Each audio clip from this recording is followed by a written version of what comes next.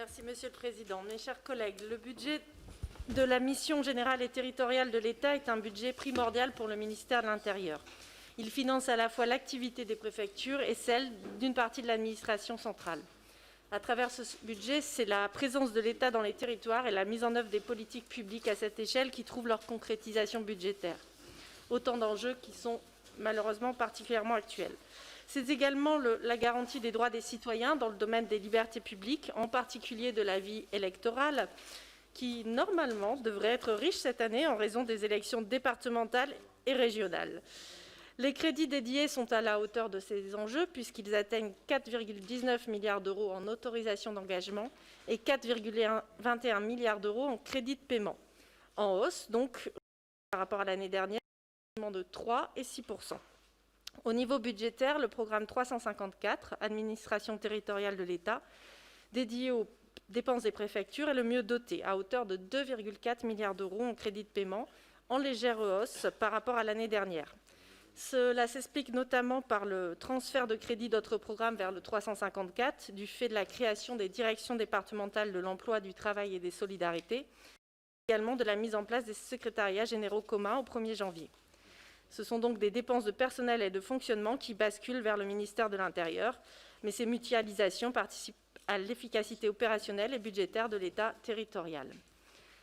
En dehors de la réforme territoriale de l'État, je tenais à évoquer les efforts du ministère de l'Intérieur pour moderniser les titres qu'il a la charge de produire. Cette année sera notamment marquée par la mise en place de la carte nationale d'identité numérique, qui, au-delà des nouvelles fonctionnalités qu'elle offre pour les services de l'État, va également remplacer un objet qui est présent dans le portefeuille des Français depuis 1995. Pour mener à bien ce chantier, l'Agence nationale des titres sécurisés a demandé et obtenu pour 2021 une ressource supplémentaire de 42,8 millions d'euros sur le plan de relance. À souligner l'effort de réduction des effectifs des préfectures, très modeste, notamment par rapport aux années passées. Le recours aux contractuels demeure systématique au sein des services étrangers des préfectures et des centres d'expertise et de ressources titres chargés d'instruire ces demandes.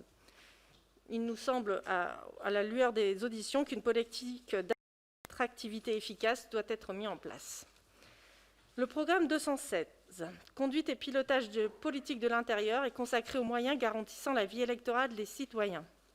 Ces crédits augmentent de 85% en raison de l'élection des conseillers départementaux et régionaux en mars 2021. La tenue d'une double élection organisée de manière concomitante explique cette hausse considérable de dépenses. Ce programme accompagne la modernisation de la vie électorale, en particulier par le déploiement du répertoire électoral unique tenu par l'INSEE, qui a déjà simplifié les démarches relatives aux inscriptions pour les élections européennes et municipales. Il offre certaines potentialités à explorer, notamment une dématérialisation ciblée de la propagande électorale. D'autre part, la Commission nationale des comptes de campagne poursuit un projet de dématérialisation du dépôt des comptes qui simplifiera beaucoup les démarches des candidats aux élections, ainsi que le travail de contrôle. Toutes ces dématérialisations et de dématérialisation m'amènent à m'interroger sur les rumeurs persistantes de report des élections régionales relayées ce matin par le président de notre Assemblée sur La crise sanitaire ne doit pas servir de prétexte à un recul de la démocratie en France. Voter relève de l'exercice premier de notre liberté d'expression, si souvent encensée ces derniers jours. C'est un droit fondamental que l'État doit garantir. Les campagnes se sont réinventées avec les municipales et il ne faut d'ailleurs pas surestimer leur impact par rapport au rôle prépondérant des médias. À travers l'Europe, des modèles peuvent nous inspirer du retour de vote par correspondance au vote électronique, en Suisse notamment. Je crois que les collectivités qui ont été capables d'organiser le second tour des élections municipales le seront à nouveau pour ce scrutin. Il suffit de leur faire confiance et de leur donner les moyens et l'opportunité. Il ne faut pas d'ailleurs négliger l'impact qui a été souligné du report des élections municipales sur les comptes de ce programme et sur la Commission nationale de contrôle des comptes.